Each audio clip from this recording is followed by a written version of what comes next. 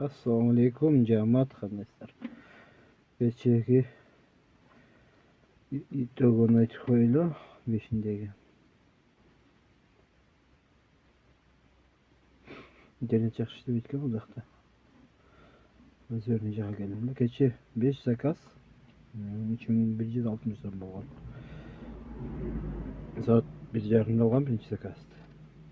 8:30da jab qo'ymoqchi. 5 zakaz 3160 so'm. Şol жұмышқа негізі шықпайтын да жақсы жам. Бұйырса бүгін bir zakaz алып келдім Тордойдан Озерняға. 1041 сом болды. Общий 1270 сом болған. Шол азчы баратам бұйырса. Но перегородный шығып кетсем бе, молодой гвардиямен шықсам де ойланып тұрамын сол жерде 15 минуттан бері.